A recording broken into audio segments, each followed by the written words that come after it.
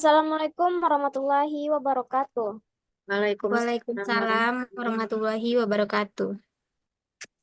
Alhamdulillahirabbil alamin, puji dan syukur kita panjatkan atas kehadirat Allah Subhanahu wa taala yang telah melimpahkan rahmat dan karunia-Nya sehingga kita dapat berkumpul pada pertemuan hari ini melalui Zoom. Salawat dan salam tidak lupa pula kita curahkan buat junjungan besar kita yakni Nabi Muhammad SAW yang telah membawa kita dari zaman jahiliyah hingga zaman yang berilmu teknologi yang kita rasakan pada saat sekarang ini. Yang terhormat Ibu Dr. Tia Ayuningrum MPD selaku dosen pengampu pada mata kuliah Metode Perencanaan Pendidikan ini. Baik, kami dari kelompok 1 ingin mempresentasikan hasil diskusi kami yaitu tentang penyusunan prioritas kebijaksanaan pendidikan. Kami yang beranggotakan yang pertama Fatia Rahma dengan NIM 22002017 selaku pemateri. Lalu selanjutnya saya sendiri Putri Zulaika dengan NIM 22002133 saya selaku moderator. Selanjutnya Sufia Soleha dengan NIM 22002153 selaku pemateri dan yang terakhir Fioni Dwi Arfa dengan NIM 22002159 selaku pemateri.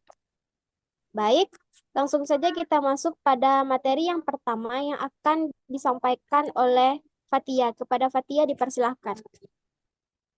Terima kasih atas waktunya, moderator. Di sini saya akan menjelaskan mengenai pengertian perencanaan pendidikan dan penyusunan prioritas. Perencanaan pendidikan sendiri adalah suatu proses perumusan kebijakan dan instrumen sekaligus teknik penentuan prioritas. Juga merupakan bagian integral pembangunan nasional suatu negara serta penghubung antara harapan orang tua, masyarakat, peserta didik, dan negara dalam upaya mencapai tujuan maupun fungsi pendidikan. Nah, untuk pengertian penyusunan prioritas, yaitu proses menentukan mana yang harus didahulukan dan mana yang bisa ditunda di tengah kesibukan, dan tuntutan yang tiada henti. Penyusunan prioritas adalah alat penting untuk membantu individual atau organisasi dalam mencapai tujuan dengan lebih efektif dan efisien. Mungkin sekian materi dari saya, dikembalikan kepada moderator. Baik, terima kasih kepada Fatia. Untuk materi selanjutnya akan disampaikan oleh Fioni. Kepada Fioni dipersilahkan. Baik, terima kasih kepada moderator. Selanjutnya, materi mengenai pentingnya penyusunan prioritas.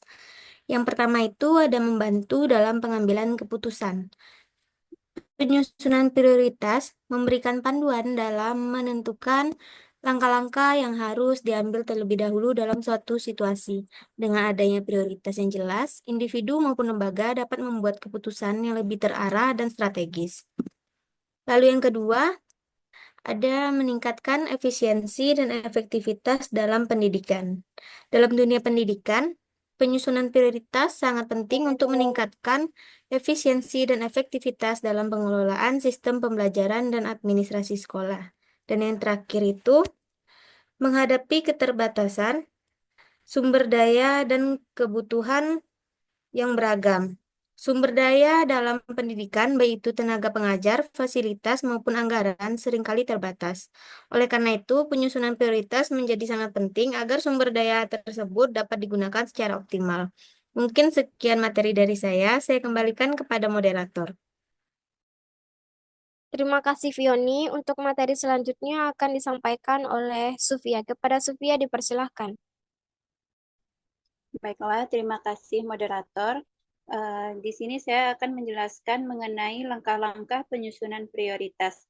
Yang mana langkah pertama yaitu memeriksa, merumuskan, dan menjabarkan masalah.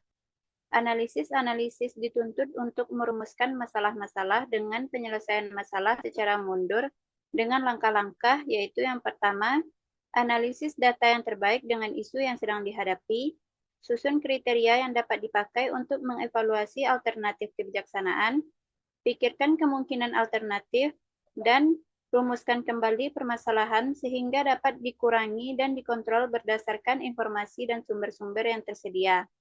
Langkah yang kedua yaitu menyusun kriteria untuk seleksi prioritas. Agar dapat membandingkan, mengukur, dan menyeleksi di antara alternatif, kriteria evaluasi yang relevan harus disusun. Beberapa ukuran yang umum dipakai antara lain yaitu biaya, tambahan manfaat, efektivitas, efisiensi, pemerataan, kemudahan administrasi, memenuhi persyaratan hukum, dan dapat diterima secara politik. Dan langkah yang ketiga yaitu identifikasi alternatif kebijakan untuk mencapai kebijakan. Identifikasi alternatif kebijakan untuk mencapai sebuah tujuan.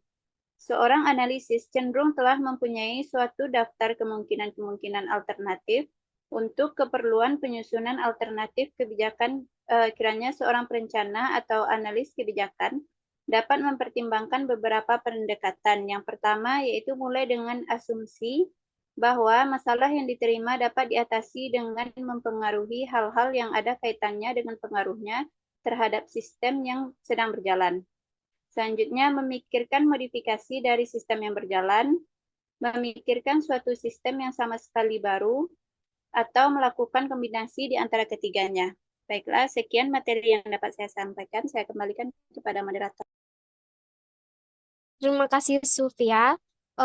Saya akan melanjutkan materi langkah-langkah penyusunan prioritas ini. Yang keempat, yaitu evaluasi alternatif kebijakan.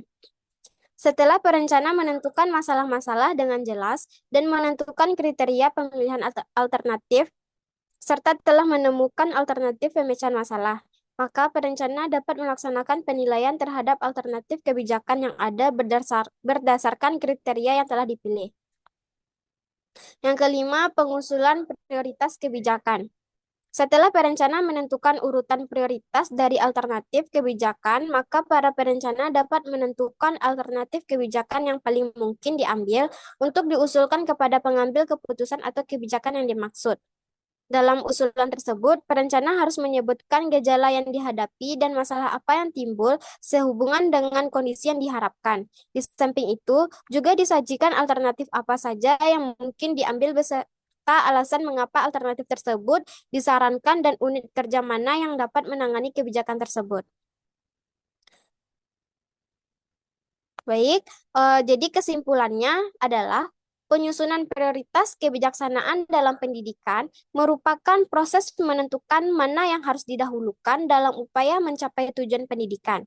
Hal ini penting karena sumber daya pendidikan terbatas, kebutuhan dan minat siswa beragam, dan tujuan pendidikan kompleks. Melalui beberapa langkah-langkah dalam proses penyusunan prioritas. Baik, sekian pemaparan materi dari kelompok 1.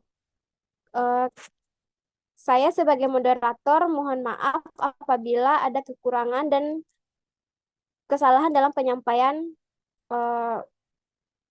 materi atau perkataan saya. Saya akhiri dengan wabillahi taufiq wal hidayah. Assalamualaikum warahmatullahi wabarakatuh.